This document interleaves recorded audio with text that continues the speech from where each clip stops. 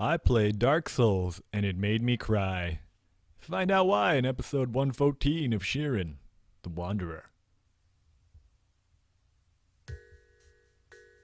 Hey there, Wanderinos and Wanderinas. My name is Doofy Doo, and it is the night before Christmas. I'm super psyched because I found a little bit of time to play Shiren the Wanderer. My 38th annual gaming orgy finally came to an end. It was a little long this year because I decided to play Dark Souls. And I think this episode I'm just going to go over my general impressions of the game because I had no prior experience with Demon Souls or Dark Souls. I hadn't seen any. Ugh. Already. Oh no. Whew. He just rusted my sword. Thank goodness. That is what can make this run really difficult. If I walk into a couple gray slimes and they strip my melds on my shield especially. If I didn't have the evasive and spiky melds on my shield, I would be struggling during this run, honestly, because I'd have to start using my postpone staffs and my kairos a lot more. So I think I'm going to try to shoot some arrows down hallways a lot more. I'm in the second half of Faith's Final Puzzle, so generally speaking, it's a good idea to do that anyway, because you don't want to walk into a Lilac and have it make you eat your revival herb or some other important herb that you have on you. Usually it's a revival herb though, because you have it outside of your jar. So, gonna try to shoot some arrows down hallways. So paranoid. If this was real life, it would be like you had a shotgun and it was late at night and just like randomly shoot it down the hall. Honey, is that you? Oh man. Pitfall trap. Well, it's getting me through the floor faster. Yeah, this episode I'm just gonna give my impressions of Dark Souls. And I had no experience. I was just like, oh, all I knew was that it was a difficult game, reportedly difficult, and that it borrowed some sort of traits of roguelikes. It wasn't a roguelike, but it had kind of that trial and error type difficulty and meaningful losing conditions. So I thought, oh yeah, that's cool. You know, I'm into exploration. I heard some people compare it to Metroid, the 3D Metroid. So I was like, yeah, I love Metroid, you know. Metroid Prime 2 actually is one of my favorite games. Even though everyone usually hates that game, I actually like it. And of course I like the original Metroid Prime. But so I thought, alright, that's a perfect game for my gaming orgy this year. So I gotta use PS3, finally. It's the first PS3 I ever owned. Oh my god, that guy took all those arrows. He is one tough Crimson Rhino. So I decided to play Dark Souls. I didn't use a guide or walkthrough because people said that was a bad idea. I beat the game in 9 days. 2 of those days I wasn't working, but I was working. Like I just kept working during the gaming orgy. So I was a little disappointed, honestly, in the difficulty. It did make me cry, but it had one really memorable moment in it. And it was one of the days I was off of work. I woke up. This was like, I think the second or third day I was playing the game. The beginning, when I first started playing the game, I just spent like a couple hours dying to skeletons. And I was like, whoa, these kids weren't lying. This game is super tough. I mean, these skeletons are killing me. And they keep coming back. And then finally I thought, you know, maybe I'm not supposed to be down here. I went down to the crypt or whatever that place is where you go down in the beginning. And I just was like, whoa, this game is tough. Like, they weren't kidding. I gotta learn how to parry and fight multiple skeletons at once, and these giant skeletons are coming after me. It takes forever to kill them. And then I realized, oh, there's another path I'm supposed to take. So then I took that path, and then I was just like smooth sailing. I was going like a madman. Until, I don't know, I guess these are spoilers. So if you haven't played Dark Souls, spoiler alert. But I'll try to be vague. There's a boss. I was getting all these keys, and I was like, ah, screw the keys, man. I'm just going to keep playing this game. So I, extra sleepless armband. I think I'm just going to leave it.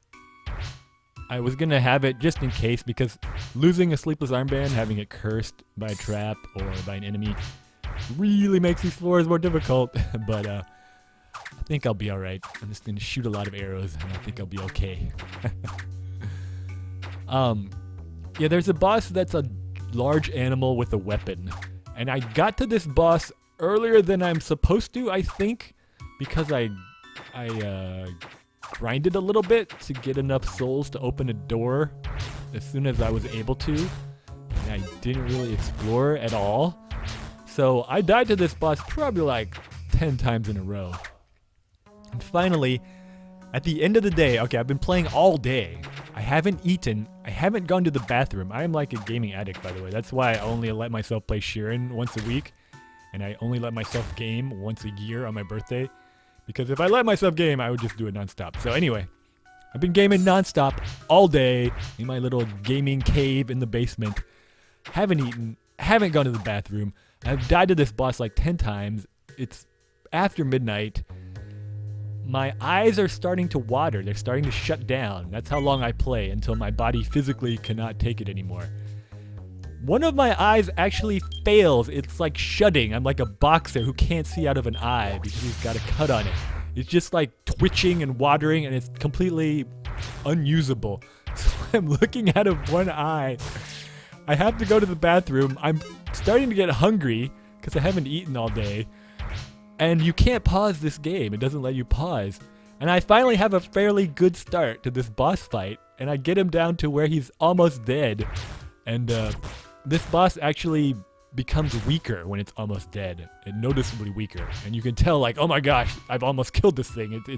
It's struggling to attack me. And at this time, my one remaining eye, chooses to start twitching and failing on me. So I'm like briefly blind for periods of 5 to 6 seconds, desperately trying to finish off this boss who is also kind of hobbling around the arena trying not to die. It's the most hilarious boss fight I've ever had, I think, in any game. And I already killed everyone in this monster house. It's not gonna be very exciting. But maybe I'll find the one. I think I should be. Oh, fluffy bunny. Maybe I can kill it before. I don't know. Is it automatically? Seems to be automatic, huh? I thought maybe Fluffy Bunny would sometimes decide. Nope, not gonna happen. All right, new strategy. I guess I'm just gonna have to get rid of it. Kill the bunny. And I got another turn to kill the slime. Hopefully it doesn't split. There we go. Alright. Take this guy out. Come on. Strengthening jar. Oh. Got Bar's jar. Or I think I named 2 things too pricey. Another Herb of Victory though. I think I already have 1 or 2 of those somewhere. So that'll be good. Roid Kitty's coming in, but there's nothing to throw, so we're all good. I'm gonna use my walrus jar. Get this Herb of Victory since I already have 1. It's really not important to have 2. I'm gonna calm again. Melding jar! Alright, so it's really important to have a melding jar to meld your strengthened weapon after you're done baking it. So that's another ingredient in a winning phase final puzzle run.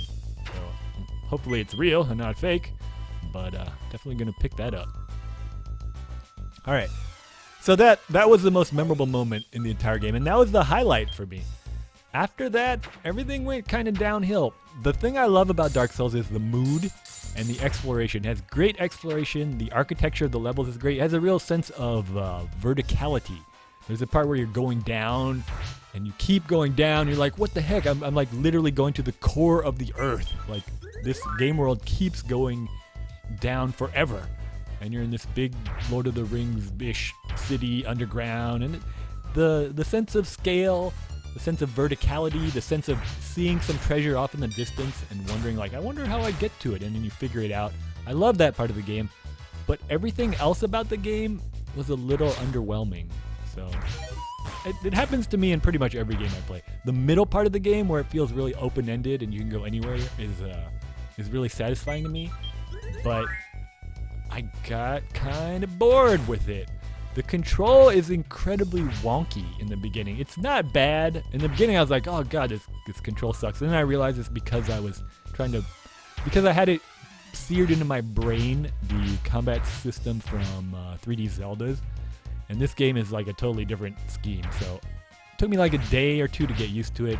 I got used to it. It never felt good. The control in this game never gets good. It gets adequate. So I don't... Part of it is just because it's a 3D game, and for stylistic purposes, they made the combat really slow. Ooh, Death Masters. I didn't know Death Masters were here already. So I have to be a little more careful.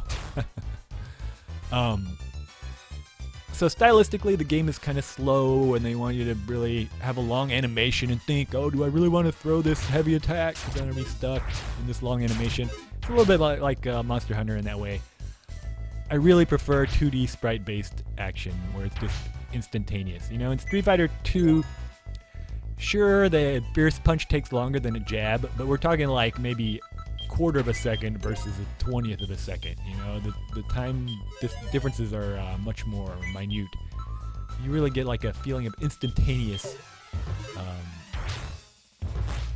action once you press a button, and I just prefer that, and it's a personal preference. If you grew up playing 3D games, you probably love Dark Souls animation and control scheme and everything. And I know a lot of people like it, but it just doesn't feel good to me. And then there's platforming in this game. Not a lot, but they do throw in a little bit of platforming. This engine is horrible for platforming.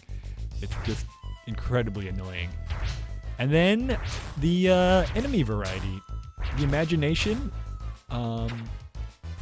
There's not much imagination in the enemies. I like that the hierarchy is flat and the enemies, you know, wear all the same equipment as the player for the most part. But every boss fight, with one exception, there's like a gimmick fight near the end, and that isn't very satisfying either. Every boss fight is like fighting Mike Tyson in Punch-Out, except Mike Tyson is really slow, and you're really slow, and you can heal yourself. And you might be thinking, oh, that sounds pretty awesome. Yeah, it is pretty awesome in the beginning. I like Mike Tyson's Punch-Out. And in the beginning, you're like, oh, this combat system is pretty cool. But they never elaborate on it. So after a while, you realize every boss is beaten pretty much the same way. And I think the last 4 or 5 bosses, I beat within 2 or 3 tries. One boss I beat on my first try because I kind of got it. I'm like, all right, I'm going to roll until he does his attack where he has a big recovery, and then I'm going to attack him. And then I'm just going to keep rolling again. It's just, it gets kind of monotonous. One of my gaming orgy games a couple years ago was Fire Emblem Awakening. It's a totally different kind of game, but it's the same feeling of, I kind of get this game, I wish it had something new that I had with that game. You know, that's a great game, but by the end of the game, and again, I'm like shotgunning these games, you know. I'm playing them quite a lot, several hours a day, so maybe that's not the way they were designed to be played. But when you play them like that, by about the 7th, 6th day even, I was like, all right, I kind of get what this game is about, you know. I want something interesting to happen, and it never really did, you know. I think I beat the last boss. Here's how I beat the last boss. Again, spoiler alert. I put the target shield on that lets you parry really easily, and it's not very difficult to parry. And then when you parry and do a counterattack, you get this really long, drawn-out animation. And if you watched my episode on Control, you remember I hate long canned animations. Same thing happens in Deus Ex. You get this long, like, can kill animation. And after you've seen it like 2 or 3 times, you're kind of like, yeah, I just kind of want this to be over with. This is annoying. I don't want to see this every single time. But you get this long canned animation when you do a counterattack. So that's pretty much what I did the boss. Once I realized you could counter his attacks. I countered him 3 times. I wore the ring that lets you do extra damage, the Hornet ring. Counted him 3 times, hit him once as he stood up, and he died. I think I beat the boss on like my 5th try. It took me maybe 20-25 seconds. And I was like, all right, now I'm going to see the real final form of the boss. Nope, that was it. The game was over.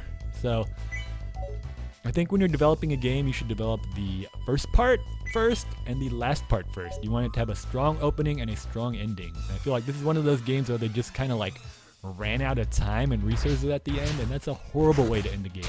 You never want that feeling at the end of a game. Like, at least they didn't recycle the bosses. That's what I really hate. Like, okay, in Mega Man, it was fresh. After that, it just shows that you ran out of ideas. Like, oh, I guess we'll just throw all the old bosses at them again. So they didn't do that in Dark Souls, but I felt like it ended on a very weak note. So Dark Souls, a little bit underwhelming. I did beat it. I don't really have any desire to play any of the other games in the series, Demon Souls or Bloodborne or Dark Souls 2, because I kind of get the formula. It's a good game, but for me, it's not really a great game. But I was happy that I played it. Now I know what all the fuss is about. So, after that somewhat disappointing experience, I did go on to play a second game that made me cry, for entirely different reasons. And, let's see, I'm on floor 53. I am going to save right now and tell you about that game next time on Shiren the Wanderer. I wish both of my loyal viewers a happy holidays. And I resolve to finish this damn dungeon before we coronate our next Supreme Leader. Let's talk Dark Souls, baby. Let's talk about RPGs. Let's talk about all the flaws of a combat engine in 3D. It's not a bad game, but it was kind of disappointing. I'm just saying, especially the end. Although that Ornstein Smog fight was pretty intense, I have to admit. Honey, is that you?